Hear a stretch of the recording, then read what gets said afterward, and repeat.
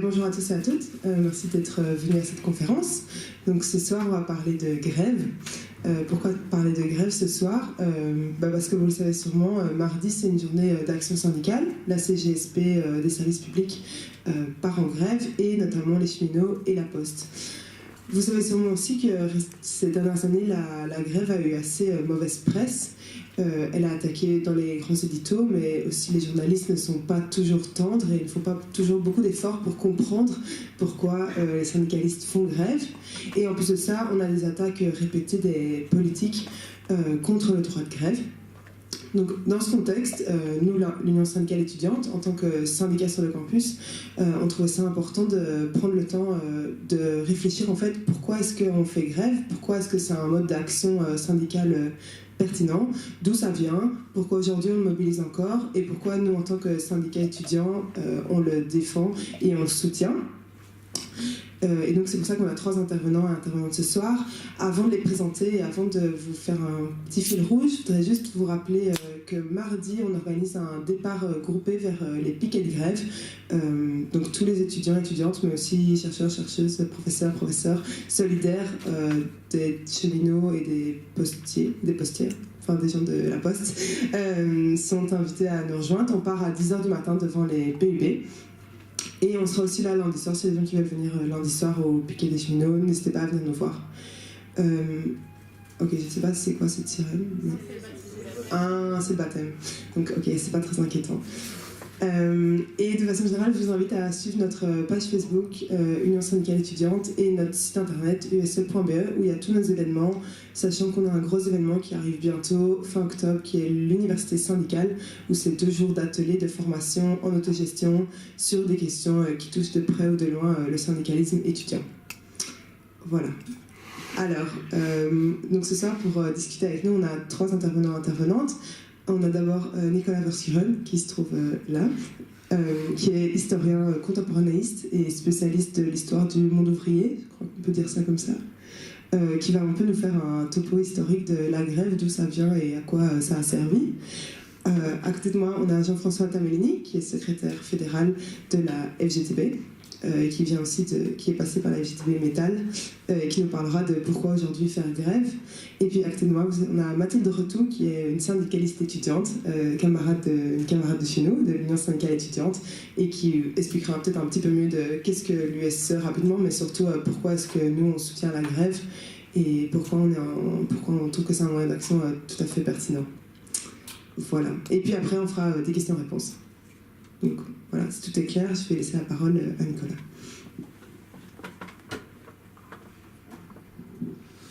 Bonsoir, merci de m'avoir invité. Alors je vais essayer de ne pas être trop long et d'être assez strict au niveau aussi du contenu, parce qu'effectivement la dimension historique de la grève est quelque chose de très très large.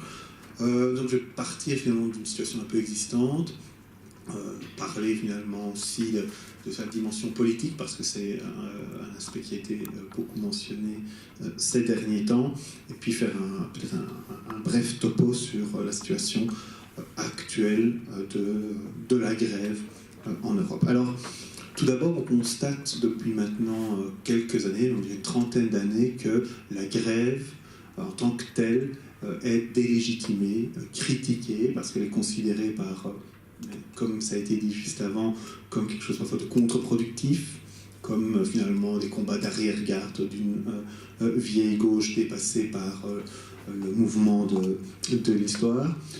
Également parce qu'elle nuit au dialogue social, j'y reviendrai. Et puis aussi, elle est souvent présentée comme un moyen pour les travailleurs, pour ne pas dire les ouvriers, parce que le terme est presque maintenant devenu obsolète dans un certain type de discours, mais un moyen pour assouvir un certain désir de fainéantise. C'est quelque chose qu'on retrouve depuis très très longtemps. Alors dans cette critique liée à la grève, on trouve 2 expressions.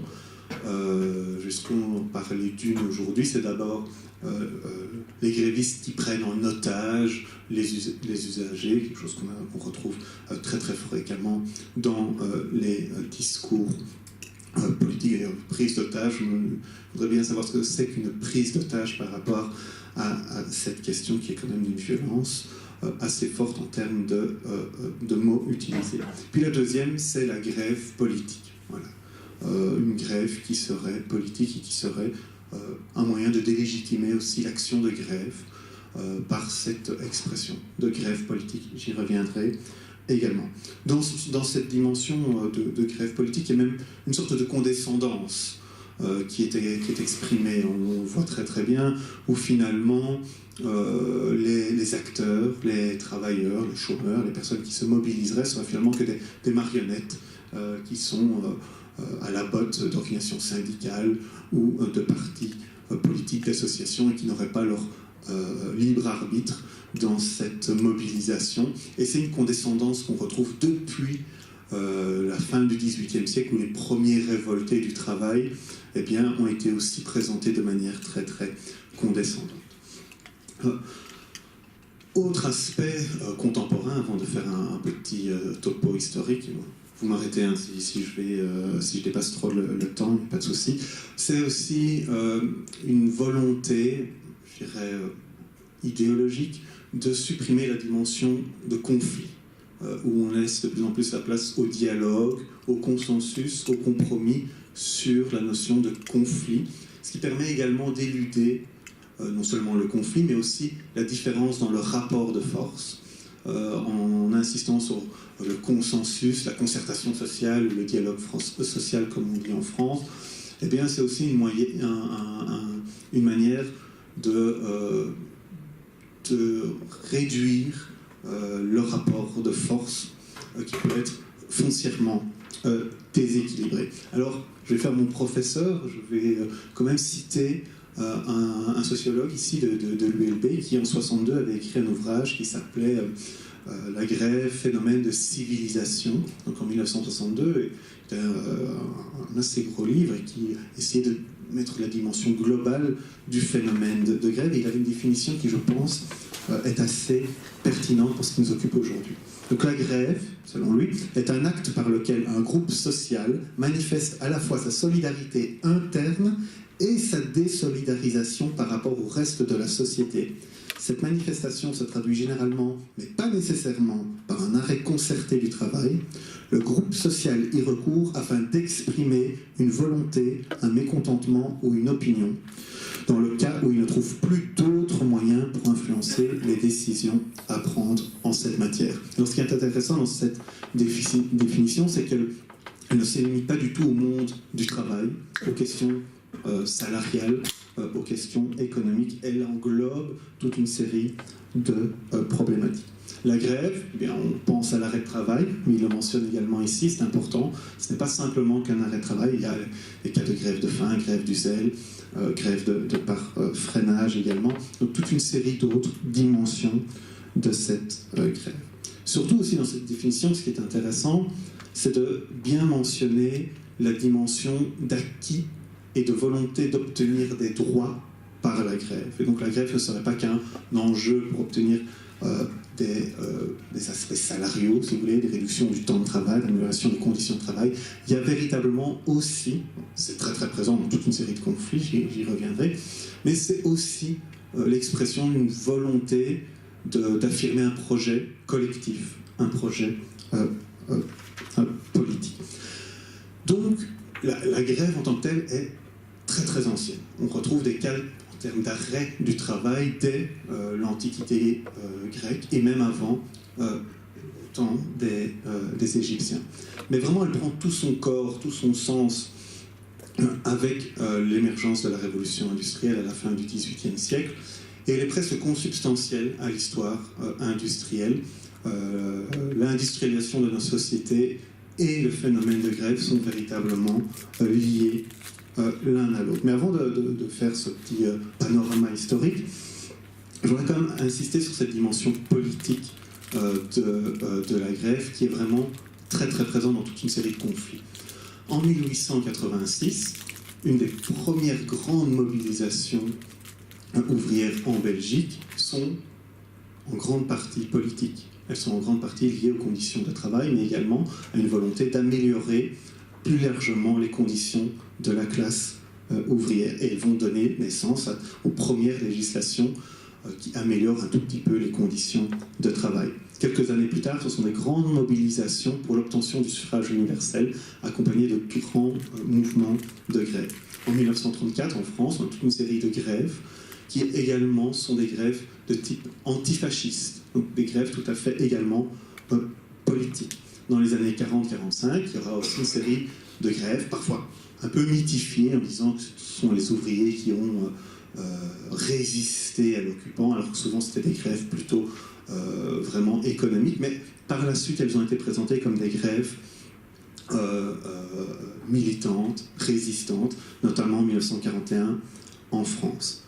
Aux Pays-Bas, Amsterdam, en février 1941, il y a une grève générale à Amsterdam pour lutter contre les déportations de juifs, contre les mesures prises par l'occupant nazi à l'époque. Donc ici aussi une dimension politique très très infirmée. Et on peut continuer comme cela.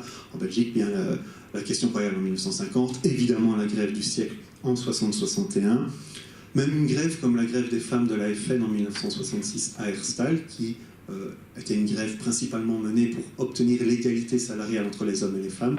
Derrière cela, il y a tout un cahier de revendications qui va prendre effet dans les années 70 pour l'obtention d'une émancipation de la femme et l'obtention d'une série de droits qu'elle n'avait pas. Donc, dans cette logique du conflit qui, a priori, devrait seulement concerner le monde du travail, eh bien, il y a une dimension politique qui est toujours très présente. Et justement, dans ce discours où on dit grève politique, pour une manière de la critiquer et de la délégitimer, c'est une véritable rhétorique, une véritable idéologie derrière, qui vise finalement à limiter cette mobilisation à la question économique et de dépolitiser la question sociale, la question même du travail. Et alors, les quelques conflits que je viens d'évoquer, on pourrait les multiplier, ont contribué aussi au développement de la démocratie, au développement des droits politiques. Alors, historiquement, elle prend naissance, en tout cas, elle se développe très, très fortement avec la révolution industrielle. Et dans une analyse marxiste, la grève est alors pensée surtout comme un moyen de lutter contre la division de la classe ouvrière et de créer ce mouvement de rassemblement pour éviter la concurrence entre les travailleurs. Et ça, c'est une sorte de balancier permanent qui est présenté, c'est à savoir que le mouvement de grève vise à créer une coalition, une cohésion, une solidarité qui devrait compenser la concurrence sur le marché du travail. D'ailleurs, les premières caisses de résistance, comme on va les appeler, les premières caisses de mutualisation permettant finalement de maintenir ces conflits durs dans un sens économique, eh bien, vont donner naissance aux mouvements d'associations ouvriers, vont donner naissance aux coopératives, au mouvement syndical, à la structuration du mouvement ouvrier, qui va, par voie de conséquence, aussi amener à la démocratie telle qu'on la connaît aujourd'hui. Donc, effectivement, dans tous ces conflits, il y a des grèves avec des intérêts particularistes, des grèves qu'on pourrait appeler corporatistes, où on défend finalement son secteur, mais ce serait extrêmement réducteur de la limiter à cela. On pourrait parler du grand rêve de la grève générale en tant que moyen de transformation générale de la société. C'est quelque chose qui apparaît à la fin du 19e siècle, notamment en France, et qui est un rêve un peu oublié parce que aussi, très souvent, ces grèves générales ont eu peu de succès. Elles étaient même critiquées au sein du mouvement ouvrier par certains intellectuels. Pourtant, elle est toujours d'actualité, on l'a vu récemment, il n'y a pas plus tard que 2 jours en Catalogne, l'utilisation de la grève générale comme acte politique et de transformation politique. En outre, et ça c'est plus à l'intérieur du mouvement de grève, la grève c'est aussi un moment d'apprentissage très très important. Pour tous ceux qui ont vécu des conflits lourds, on a des témoignages abondants sur les grèves de 36, les grèves de 68, tous les mouvements de grève des années 70, la grève de 95 en France, le dernier gros conflit social français, eh bien tous témoigne d'une forme d'apprentissage. La grève n'est pas juste une mobilisation de l'action collective, c'est également un apprentissage de la démocratie, un apprentissage de la prise de parole, un apprentissage de la solidarité. Alors, pour faire quand même ici mon historien, il y a 3 grandes étapes dans l'histoire du mouvement de grève. La première, c'est en fait les luttes contre la grève. Je l'ai dit, la grève est née avec la révolution industrielle, mais jusqu'à les années 1860-1870, pardon, eh bien, elle est assez peu présente, elle est fortement critiquée, et il y a donc des interdits, des emprisonnements, ce qui fait qu'on a finalement très très peu de cas de grève. Il y en a quand même beaucoup, mais beaucoup moins que ce qui va arriver dans la deuxième partie du XIXe siècle, où là, on va arriver à, je ne dirais pas une légalisation de la grève, mais à son acceptation comme un fait de l'histoire. Et donc c'est au même moment que se structure le mouvement ouvrier, que des partis ouvriers se créent un peu partout en Europe et aux États-Unis également. Et donc là, la grève devient un des répertoires classiques du mouvement ouvrier. Et puis alors sa troisième étape, on pourra en rajouter une quatrième, ça peut être déjà le débat, c'est à partir des années 40, lorsqu'on a ces grands pactes sociaux de l'après-guerre, où la grève est institutionnalisée, où on a un cadre législatif de plus en plus important qui met en place finalement des règles encadrant le fonctionnement d'une grève. En Belgique, on a eu ce qu'on a appelé les accords de programmation sociale. On ne peut mener aucun conflit dans le cadre de ces accords en échange d'augmentation de salaire, de réduction du temps de travail. Donc quelque chose de très très codifié, d'institutionnalisé, et c'est quelque chose qui finalement transcende le mouvement ouvrier à l'époque. On a l'institution de la grève, mais l'institutionnalisation, c'est un mot un peu difficile à dire, des actions syndicales et des organisations syndicales. Ce sera d'ailleurs un objet de critique après 1968. Et donc dans cette période, c'est un peu l'âge d'or de la grève. On en a beaucoup dans les années 50, un peu moins dans les années 60, et un retour dans les années 70, très très fort. Le retour même, on va appeler ça, de la conflictualité au travail dans les années 1970. Et c'est un âge d'or aussi parce que c'est la période où les actions de grève ont eu le plus d'effets positifs en termes d'acquisition de droits. C'est aussi la période où la grève touche pour la première fois de manière massive et le secteur privé et le secteur public. Et donc l'apparition des grèves de fonctionnaires, quelque chose qui existait finalement très très peu, voire qui était inexistant avant la Seconde Guerre mondiale. Donc cette période, c'est aussi le moment où la grève, c'est vraiment un point important à souligner, est un moyen pour obtenir des droits. La grève comme moyen pour obtenir des droits. Avec un changement qui s'opère maintenant depuis les années 80, mais déjà dans les années 40 et déjà dans les 50, on a ces premières grèves dites défensives, où la grève n'est plus un moyen pour obtenir des droits, mais pour préserver des acquis. Alors on pourrait citer 2 exemples, mais je ne vais pas m'étendre, sinon je vais dépasser mon temps de parole. C'est la grève des mineurs de 1984-1986, qui est vraiment le symbole de la fin de cette grande époque de l'après-guerre, des grèves, on va dire, offensives de l'obtention des droits. Et puis la grève, je l'ai déjà mentionné, de 1995 en France, qui aussi arrête cette grande périodisation et marque vraiment le début des grèves défensives. Juste encore un petit mot sur cette grève de 1995. Elle a débuté pour une remise en question d'une réforme des pensions, et très très vite, tous les commentateurs, tous les observateurs l'ont observé, cette grève était bien plus que cela. Il y avait une dimension de projet collectif très très présente. Alors, au niveau national et sectoriel, ces grèves sont de plus en plus critiquées, je l'ai déjà dit, et il reste un espoir, peut-être, et André Renard, en 1954, donc le célèbre syndicaliste belge, qui a même créé un courant renardiste au sein de la FGTB, avait prophétisé une grève européenne. Il aurait dit, c'était son plus grand espoir, finalement, ça aurait été le plus grand acte que l'Europe existe en tant que construction européenne, de voir l'apparition d'une grève européenne, ce qui n'a encore jamais existé. Il y a eu des conflits, des grèves transnationales, mais jamais de dimension européenne. Alors depuis les années 80, on assiste vraiment à une diminution de la grève en termes quantitatifs, pour plusieurs raisons. D'abord, eh bien, l'affaiblissement des organisations syndicales un peu partout en Europe, un mouvement de désindustrialisation, donc de moins en moins, finalement, les bastions ouvriers porteurs de conflits sociaux étaient présents. Un mouvement, eh bien, le tournant néolibéral, incarné par Thatcher et Reagan, mais qu'on retrouve dans les gouvernements Martin Schol, qu'on retrouve avec Jacques Chirac en France également, l'apparition du chômage de masse, et ce retour finalement de la concurrence entre les travailleurs que Engels avait manifesté dès le milieu du 19e siècle, donc qui nuit finalement à l'émergence de ce mouvement collectif et solidaire.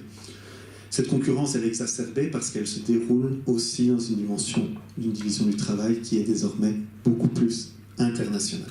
Enfin, autre évolution qui explique cette diminution du recours à la grève, c'est la judiciarisation des conflits sociaux de plus en plus et qui nuit également à cette conflictualité, ce type de conflictualité qui même le condamne en tribunaux. Autre raison aussi de son déclin, c'est des résultats souvent faibles, souvent même parfois négatifs, et de nouveau la grève des mineurs de 84-85 l'exemplifie de plus en plus.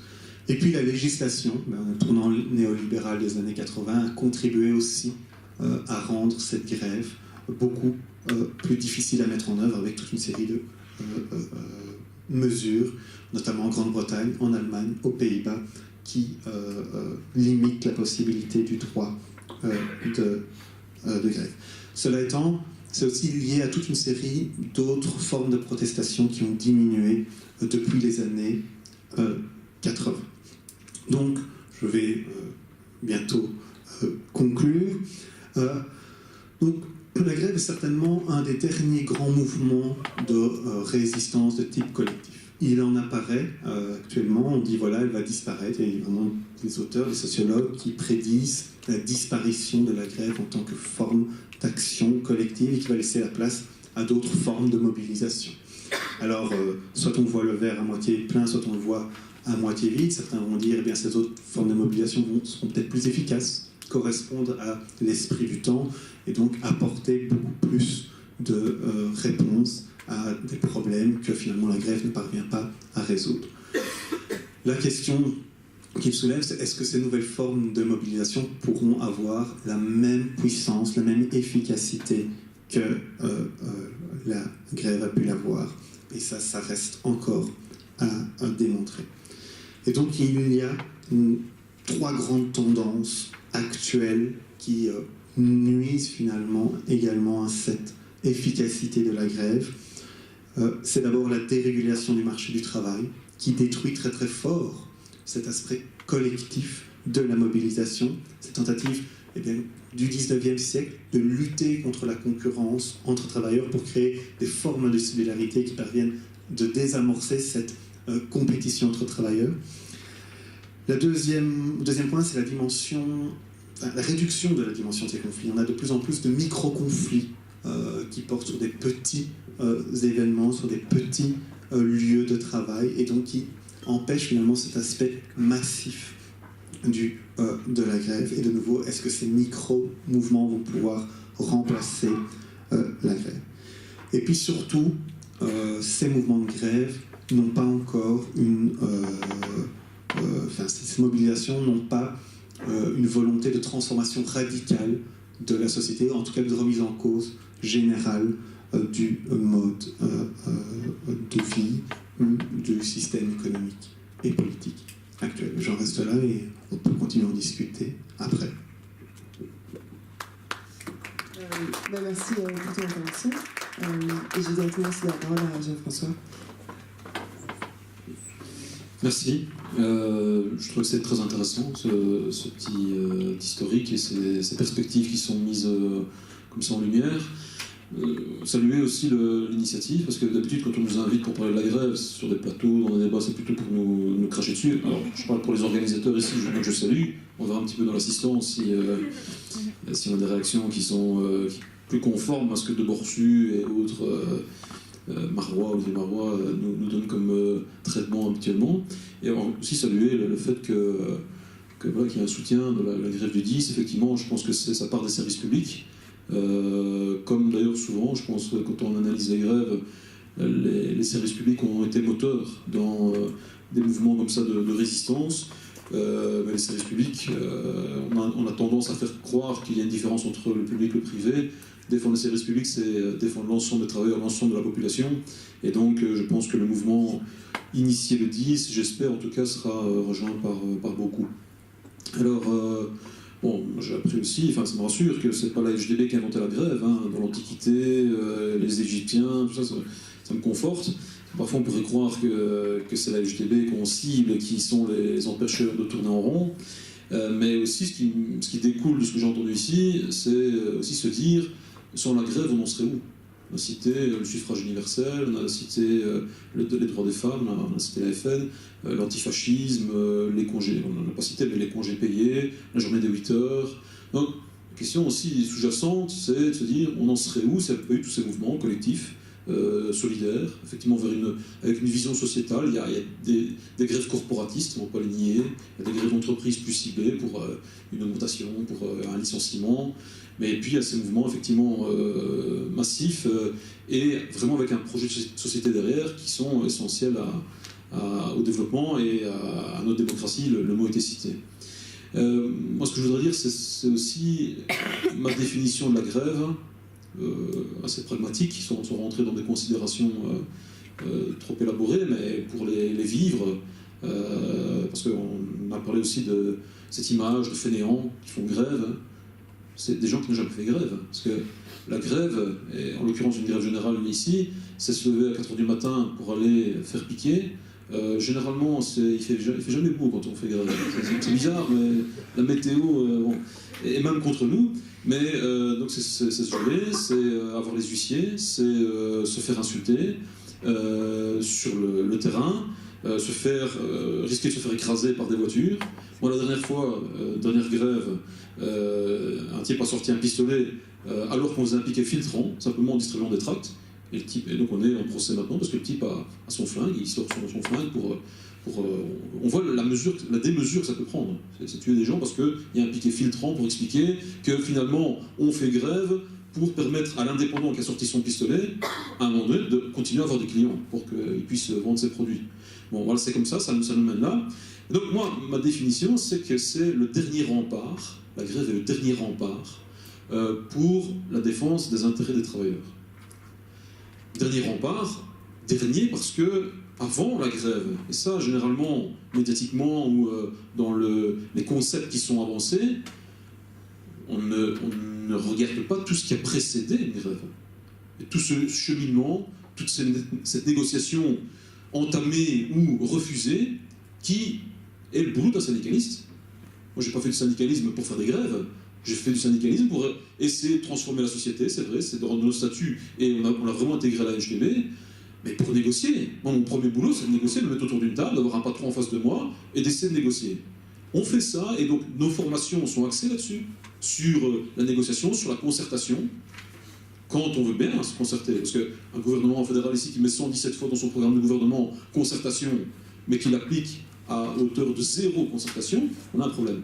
Et donc ici, dernier rempart, parce que avant d'amener une grève, on a essayé de négocier, on a essayé de se mettre autour d'une table, on a fait valoir nos arguments, et c'est le dernier élément qui nous permet de faire valoir nos droits.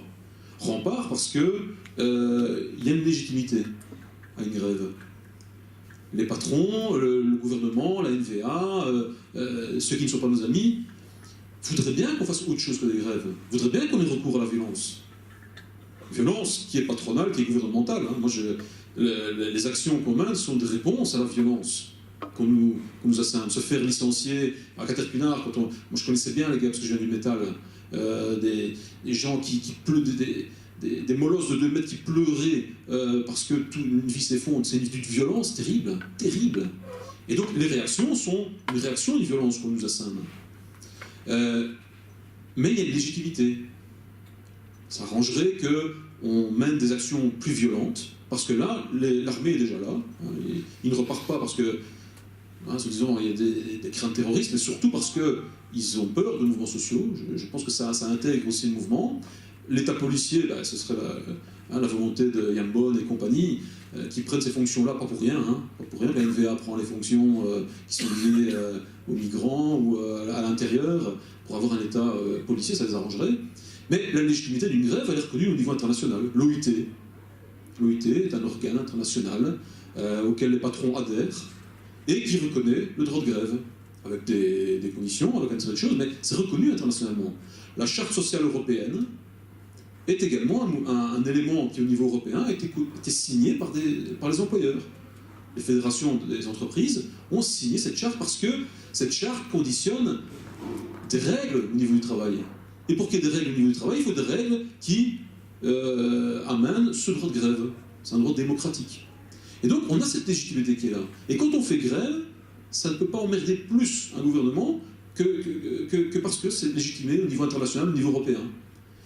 C'est pour ça qu'on plaide, nous, pour pouvoir garder cette arme ultime. Pas ce premier élément qu'on mettrait comme ça, systématiquement sur la tête, comme si c'était une finalité de faire grève.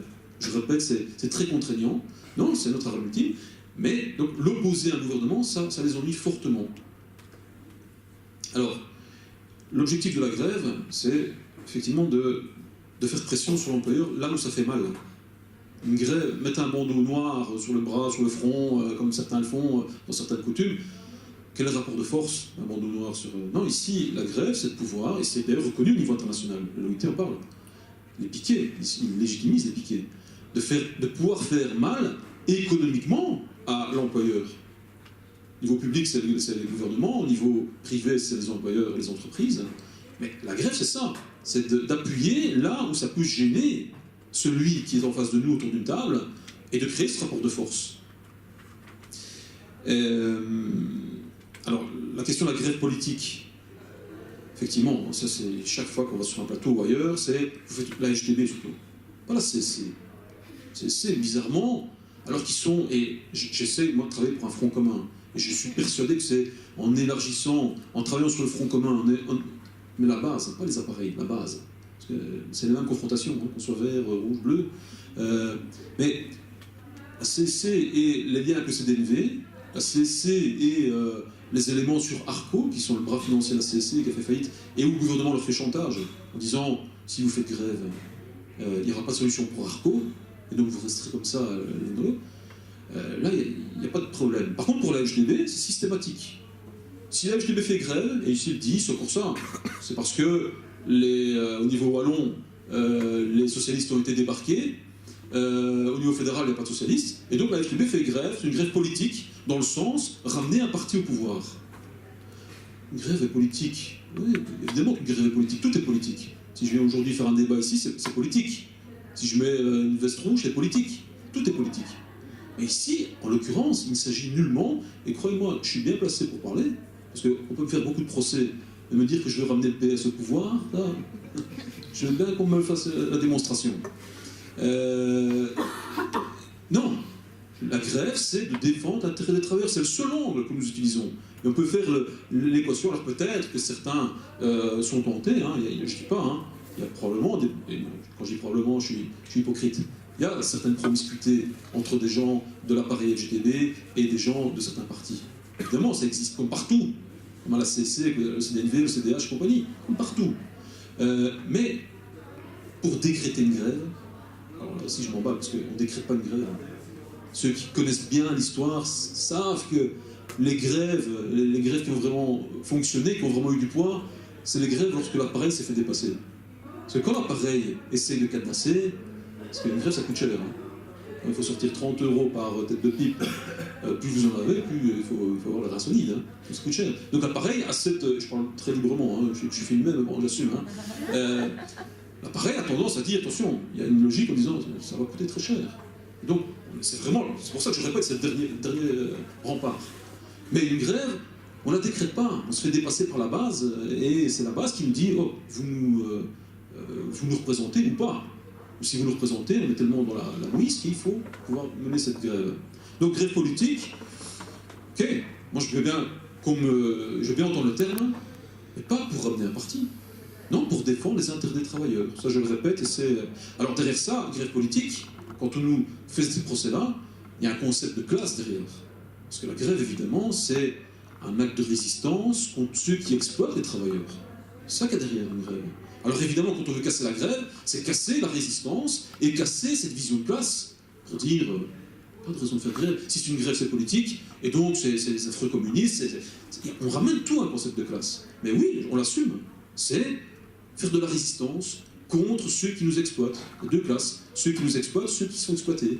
Eh bien, ce sont ceux qui sont exploités qui mettent en place ces outils pour pouvoir résister. D'où la volonté de casser ce mouvement-là. Alors, j'en ai parlé, comment est-ce qu'on décide du grève? Je dis ça se décrète pas, c'est la base qui nous met la pression, et en plus, en tout cas, à la HDB. Parce qu'à la HDB, c'est pas l'interprofessionnel, c'est pas le... Moi, j'ai rien à dire quand on met une grève en place, quand on veut organiser une grève. C'est pas le mouvement interprofessionnel qui le décide, ce sont nos centrales.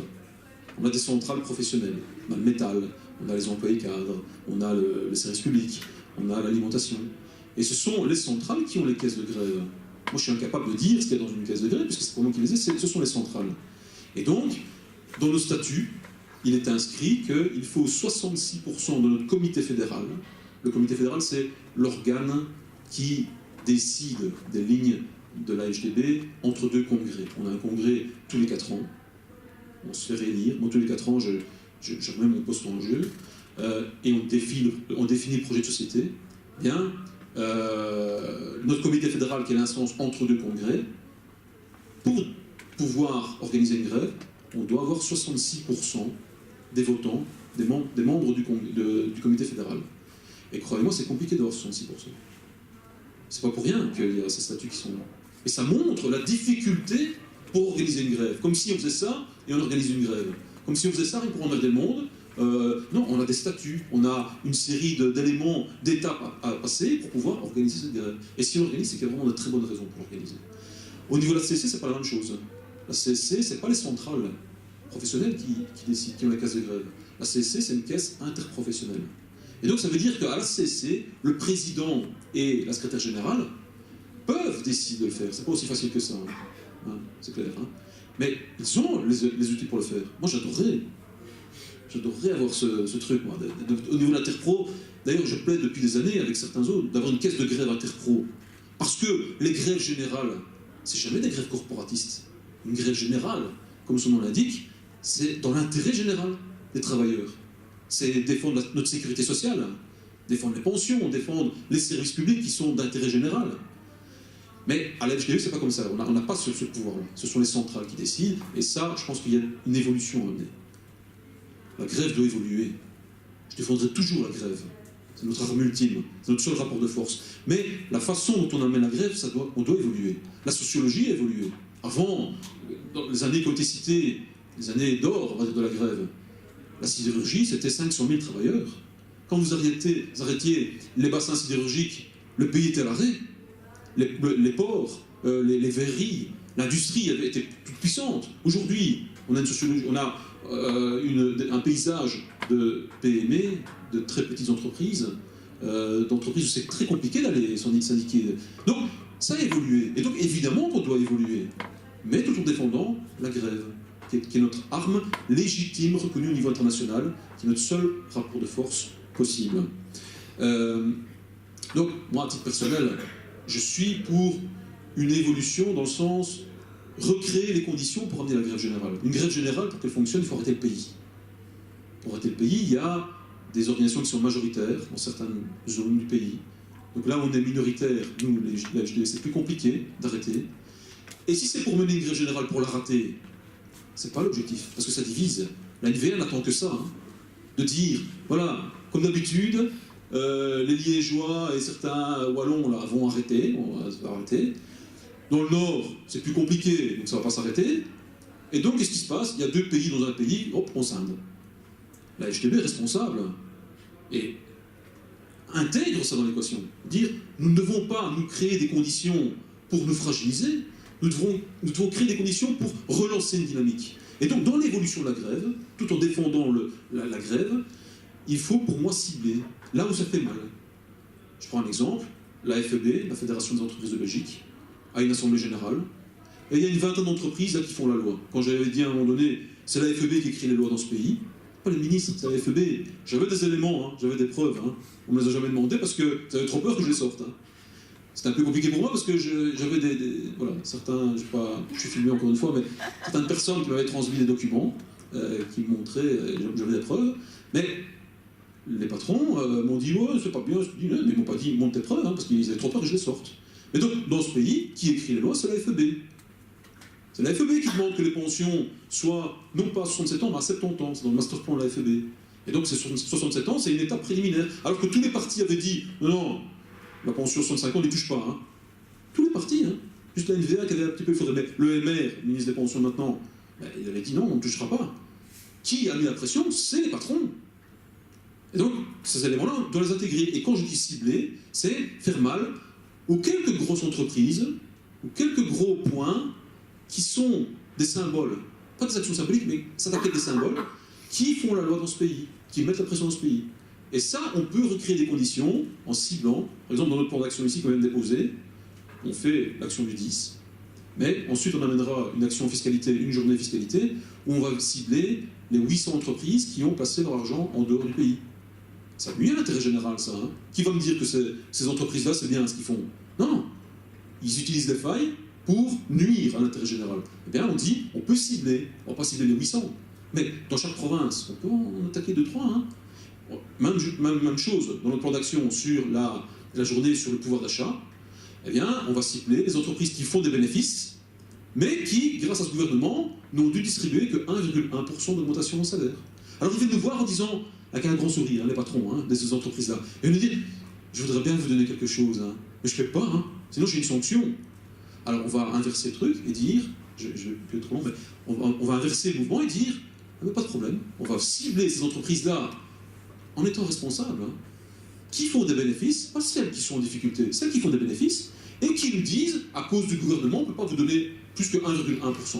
Eh bien, on va faire pression sur vous pour que vous alliez voir votre fédération patronale, qui elle-même écrit les textes du gouvernement. C'est une fédération patronale qui a écrit la norme impérative qui nous empêche de négocier librement les salaires. Et faites la pression.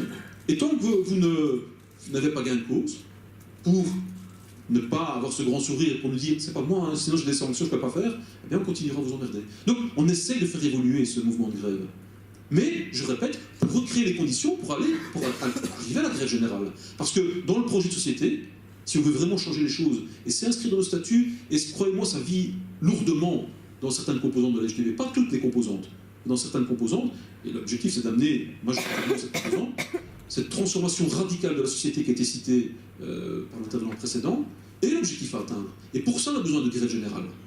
On a besoin de ça. On a besoin que le politique fasse ce qu'il a à faire au niveau des parlements, mais la rue aura toujours son mot à dire, et c'est la rue qui va influencer finalement les modifications de loi. Alors je dis juste un mot sur l'émission de la justice, parce que juste avant de venir ici, il y a un élément important qui est apparu par rapport à Infrabel, la SNCB, et donc les camarades cheminots qui sont à l'initiative.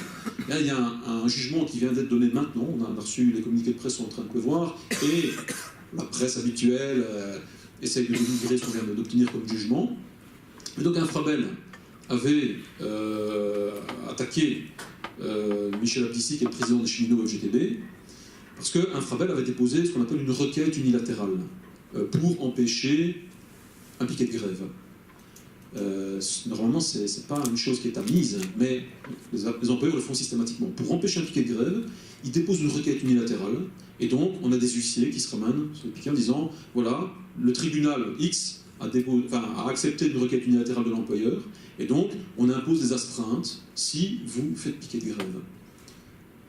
Personnellement, la dernière fois à Infrabel, justement, j'ai reçu un avis d'huissier avec une astreinte parce qu'on faisait piquer.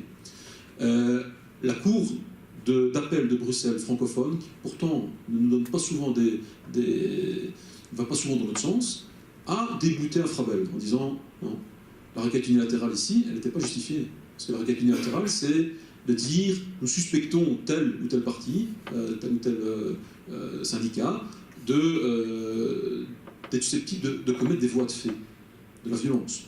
Et donc, ici, la Cour a simplement dit, plutôt que de donner une requête unilatérale et d'empêcher le piquet de manière préventive, vous devez avoir un débat contradictoire. Ça, c'est le premier élément que la Cour a dit. On a eu le débat contradictoire hier, et dans ce débat contradictoire, Infrabel a attaqué en disant on va attaquer le leader des cheminots. Ils ont bien ciblé. Et ils ont dit on soupçonne le leader, Abissi, de commettre des voies de fait le 10 octobre. Et donc pour ces raisons-là, on demande d'interdire tout piquet à 15 km de chaque gare. Et ce sera 1 000 € par infraction par personne qui seront sur les voies, donc à moins de 15 km. Donc on voit l'aspect même ridicule des choses. Si ce n'est pas une attaque au droit de grève, pas de chance pour eux.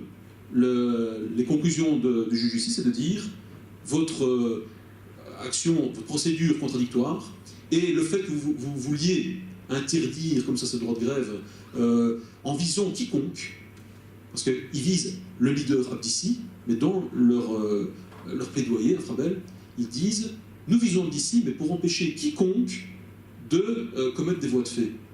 Donc la Cour vient de dire non, ce que vous faites là, c'est une atteinte au droit de grève.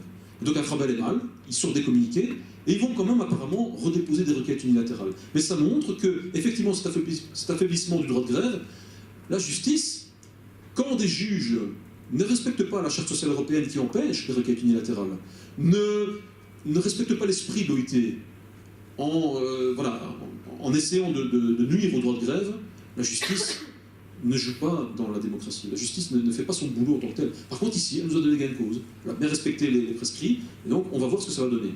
Mais j'ai peur qu'avec le gouvernement qu'on a en face de nous, malgré des décisions de justice, on puisse continuer à avoir un certain droit de grève.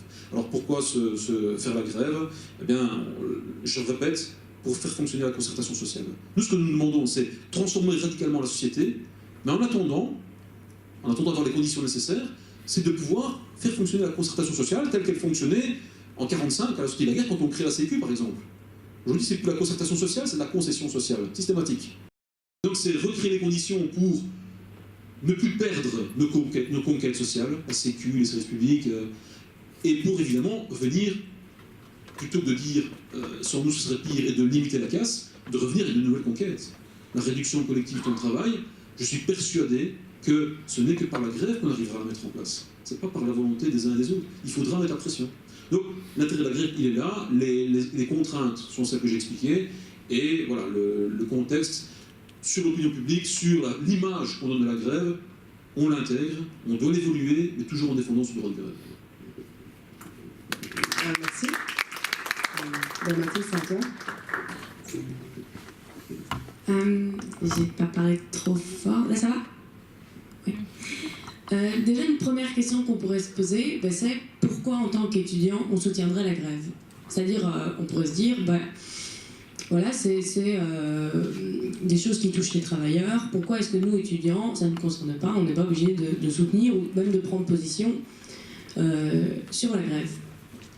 Alors, une première raison, pourquoi soutenir la grève le 10 octobre, mais la grève de manière générale en tant qu'étudiant? Une première raison, c'est une raison un peu, je vais dire, idéologique. C'est-à-dire que nous, en tant que syndicalistes étudiants, on considère aujourd'hui que les étudiants sont, dans notre société capitaliste, des travailleurs et des travailleuses en formation. Qu'est-ce que ça veut dire, des travailleurs et des travailleuses en formation? Ça veut dire qu'en fait, aujourd'hui, on est dans une société où les universités servent à délivrer un diplôme, qui sert ensuite à aller sur le marché du travail, qui sert ensuite à en fait, produire en fait, de la main-d'œuvre pour les patrons. Concrètement, c'est ça qu'on appelle par travailleurs et travailleuses en formation. Alors, juste une petite précision, cette définition inclut aussi, et c'est un peu rigolo de le dire, les travailleurs sans travail, c'est-à-dire les chômeurs et les chômeuses qui en fait sont de la main-d'œuvre sans travail, mais de la main-d'œuvre quand même, dans cette logique capitaliste. Et donc, en prenant ce postulat de dire les étudiants sont des travailleurs et des travailleuses en formation, et notre solidarité avec les travailleurs tout court est en fait va de soi dans cette idée. Et puis, j'ai dit que les étudiants étaient des travailleurs et des travailleuses en formation, mais en fait, aujourd'hui, avec la précarité étudiante qui est de plus en plus forte, les étudiants et étudiantes sont obligés en fait de jobber pour payer leur logement, payer leurs études, etc., etc. Et donc en fait, les étudiants, on estime que les étudiants jobistes sont à peu près la moitié des étudiants, mais sont en fait des travailleurs tout court. Donc ça, c'est une première raison, je dirais, un peu idéologique. Après, plus concrètement, comme Jean-François l'a bien rappelé, la grève du 10 octobre, c'est une grève en fait pour dénoncer et pour combattre l'austérité qui arrive sur nos services publics en particulier, mais sur le privé aussi. Mais, et là, il y a un peu la question de dire, ces services publics, nous en tant qu'étudiants et étudiantes, ça nous concerne directement. Parce qu'en fait, les services publics, c'est quoi? C'est notre enseignement, c'est nos transports. Et donc, on ne peut pas juste être en fait une catégorie complètement à part entière de la société, dire que les étudiants et étudiantes sont complètement déconnectés de cette société et vraiment un truc à part. En fait, non, c'est nos services publics qu'on attaque, c'est nos transports. Par exemple, les cheminots sont le fer de lance de cette grève du 10 octobre, c'est eux qui ont lancé le premier préavis de grève. Et en fait, les étudiants sont une part non négligeable des navetteurs. Et donc, en fait, si par exemple, on veut plus de trains bondés, si on veut des trains à l'heure, si on veut un bon service public, si en fait on ne veut pas la privatisation de la SNCB qui va faire qu'empirer les choses à la SNCB, eh ben c'est aujourd'hui qu'il faut se battre. Et c'est aussi en tant qu'usagers, usagères des services publics et réaffirmer que ce n'est pas seulement les travailleurs qui y travaillent, mais aussi tous ceux qui font partie des usagers, usagères des services publics de manière générale. Donc ça, c'est une deuxième raison. Et une troisième raison, là c'est plus en tant que jeune plutôt qu'en tant qu'étudiant, étudiante, c'est si aujourd'hui, nous, on ne se bat pas pour conserver nos services publics, qu'est-ce qu'il en restera demain? Alors, à mon avis, si on ne se bat pas, nous, aujourd'hui, pour préserver nos services publics, il n'en restera pas grand-chose, quoi. Je veux dire, la SNCB est complètement menacée de privatisation, la CIB aussi. Moi, je pense qu'on va vers une catastrophe si on ne se bat pas aujourd'hui, nous, en tant que jeunes, pour nos services publics, quand nous, on sera concrètement travailleurs, travailleuses. Et je dirais une quatrième raison, le gouvernement Michel, mais aussi le gouvernement wallon qui s'est mis en place, le gouvernement wallon MRCDH, a fait en fait des mesures qui nous touchent directement aussi, qui touchent nos services publics, je l'ai dit, mais par exemple, des choses concrètement à court terme, le gouvernement Michel, je ne sais pas si vous avez entendu parler, a supprimé pour les gens de plus de 25 ans l'allocation d'insertion. L'allocation d'insertion, c'est une allocation qu'on touche juste avant de rentrer sur le marché du travail, donc quand on sort des études, qu'on est au chômage. Et il y a 1 an d'attente, et le gouvernement Michel a décidé de la supprimer pour les gens qui ont plus de 25 ans. Mais du coup, qu'est-ce que ça veut dire concrètement? Ça veut dire que vous êtes étudiant et vous avez raté une fois, ou je sais pas moi, vous êtes parti en Erasmus ou en Équateur 1 an, et bien concrètement, vous serez trop vieux pour avoir droit à ces allocations. Ça, c'est quelque chose qui nous touche directement, et c'est pour ça aussi qu'il faut faire grève. Quelque chose à beaucoup plus long terme, mais la pension à 67 ans, c'est nous, hein. Je veux dire, c'est nous qui allons travailler jusqu'à 67 ans, donc si on ne se bat pas aujourd'hui, c'est nous qui allons travailler plus tard. Donc, je dirais que tout ça, c'est des bonnes raisons pour être solidaire des grèves des travailleurs. Mais moi, j'aimerais aborder un autre point qui est au-delà des grèves de solidarité avec les travailleurs, travailleuses, c'est aussi la question de la grève étudiante. Donc aujourd'hui, dans le droit belge, il n'y a pas de grève étudiante, il n'y a pas de législation. C'est pas condamné, c'est pas protégé, il n'y a rien. C'est un vide juridique dont je pense qu'il faut se servir absolument, d'ailleurs, parce que quand il n'y a pas de juridiction, on est un peu plus libre de faire ce qu'on veut, je pense aussi, pour le cas de la grève. Et du coup, qu'est-ce qu'une grève étudiante? Parce qu'une grève des travailleurs, je pense qu'avec les interventions présentes, vous avez un peu compris ce que c'est.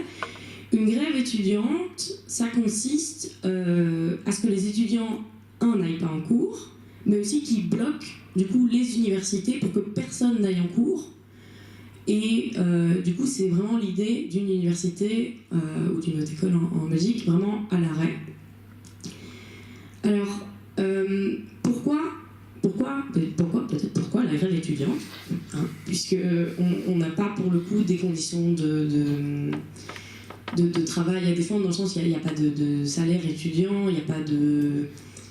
Il n'y a pas de convention collective, donc pourquoi une grève étudiante? Et bien de la même façon qu'en fait nous on s'organise en syndicat, c'est l'idée de dire notre enseignement supérieur est bourré d'inégalités, que ce soit des inégalités sociales, de genre, de toutes les inégalités que vous pouvez imaginer, que en fait on veut des nouveaux droits, comme les travailleurs ont envie de nouveaux droits, comme par exemple la réduction collective du temps de travail, ben nous on veut des nouveaux droits, on veut des meilleures bourses, on veut des meilleurs locaux, on veut un meilleur financement de l'enseignement, etc. etc. Mais c'est l'idée de dire, en fait, s'il y a toutes ces injustices et s'il y a tous ces droits à conquérir, et que nous on s'organise en syndicat parce qu'on veut défendre et acquérir de nouveaux droits, et bien pour les défendre, il faut utiliser aussi des moyens pertinents, comme par exemple, je pense, la grève étudiante, je pense que c'est un bon moyen pour obtenir de nouveaux droits et défendre ceux qui sont acquis. Alors, il y a eu des cas de grève étudiante. Alors, on a vu par exemple en Belgique en 1961, il y avait, comme l'a expliqué Nicolas, des grands mouvements de grève, des travailleurs pour le coup, et qui étaient suivis aussi par les étudiants. Et donc, il y a eu par exemple à l'ULB en 1961 des grandes assemblées générales avec des grèves étudiantes. Et alors un cas que moi j'aime beaucoup, je ne sais pas si vous connaissez le cas du Québec. Si vous ne le connaissez pas, c'est pas grave. Et si vous le connaissez, moi j'adore raconter ces histoires, donc c'est tant mieux. Donc en 2012, le gouvernement québécois a décidé d'augmenter le Minerval. Je pense que c'était des chiffres ahurissants, c'était un fois 150%. Et là, il y a tout un mouvement étudiant qui a commencé à s'organiser via des assemblées générales, avec des manifestations, des pétitions, comme vous pouvez imaginer.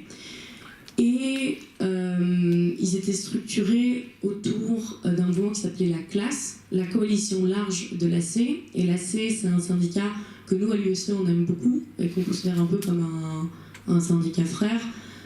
C'est un syndicat autogestionnaire et combatif au Québec qui était notamment aussi un des fers de lance de ces mobilisations, mais il y avait aussi d'autres syndicats évidemment.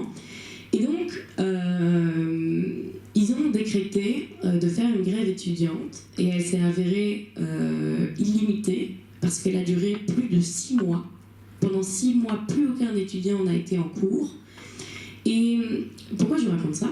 Déjà pour vous dire que les grèves étudiantes ça existe, mais pourquoi je vous raconte ça? Parce qu'en fait, ces grèves étudiantes, c'était oui pour bloquer ce Minerval, oui pour revendiquer quelque chose, mais en fait tout de suite ça a été beaucoup plus loin que ça.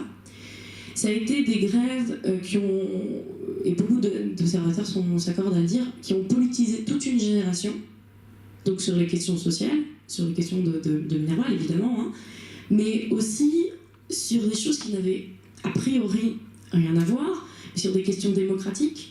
En fait, c'était assez impressionnant parce que c'était un mouvement avec des assemblées générales de 1000, 2000 étudiants, où du coup il y avait toute la naissance d'une culture démocratique de comment est-ce qu'on fait une AG à 2000, comment est-ce qu'on répartit la parole à 2000, comment est-ce qu'on réfléchit, comment est-ce qu'on fait de l'action à 2000 personnes. Et du coup, après, il y avait toutes des questions. Ouais, mais en fait, il y a des filles dans cet auditoire, parce qu'en fait, on est beaucoup, et en fait, on prend pas la parole. Et comment ça se fait que les femmes prennent pas la parole? Et tout en fait une politisation féministe pendant ces grèves. Et aujourd'hui encore, le Québec est extrêmement marqué politiquement par tout ce foisonnement idéologique qu'il y a eu pendant ces mouvements. Et bon, c'est pas le moment pour vous dire qu'ils ont perdu, du coup.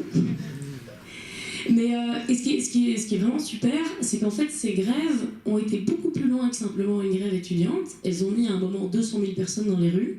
C'est beaucoup en fait, parce que le Québec, c'est 7 millions de personnes, donc 200 000 personnes, c'est vraiment beaucoup.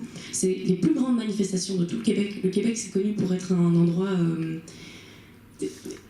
Non, mais ils ont fait une révolution qui s'appelle la Révolution tranquille dans les années 70 pour instaurer des nouveaux droits, et notamment par rapport à l'Église catholique, mais je ne vais pas rentrer là-dedans, ça n'a absolument rien à voir. Mais c'est vraiment connu pour être un pays vraiment très, très calme d'un point de vue des luttes sociales, et ça a éveillé toute une conscience d'une génération, ces grèves étudiantes, et surtout, ça a fait chuter le ministre de l'Enseignement, hein, ces grèves, concrètement. Ensuite, aux élections législatives, après, le Parti libéral qui était majoritaire est tombé. C'est le Parti québécois qui est connu pour être un parti dit progressiste, qui lui a enlevé les frais d'inscription. Malheureusement, ce qui s'est passé, c'est qu'après, le Parti libéral est revenu au pouvoir, et là, ils ont fait une indexation du Minerval, qui du coup a en fait de facto réaugmenté le Minerval, mais c'est pas la partie la plus marrante de ces grèves étudiantes. Mais du coup, tout ça pour dire, ce qui est intéressant avec les grèves au Québec, c'est de dire qu'en fait, on avait des grèves étudiantes sur un problème extrêmement ciblé, la hausse du Minerval. Moi, ça me rappelle des choses ici à l'ULB, la hausse du Minerval. Et en fait, ça s'est transformé en un mouvement social contre l'austérité. Et donc, moi, je pense qu'aujourd'hui, les grèves étudiantes peuvent être aussi le moteur d'un mouvement social, de lutte sociale, et qu'on ne doit pas justement rester dans des luttes corporatistes pour nos droits étudiants parce que, je sais pas moi, X professeur... C'est important d'en faire, je dis pas que c'est pas important d'en faire, mais par exemple si X professeur a lésé toute une classe de se mettre en grève. Je pense que ça c'est très important. Mais je pense que c'est aussi important de ne pas rester justement cloisonné dans des grèves strictement étudiantes et en fait de faire partie aussi de tout un mouvement social. Merci.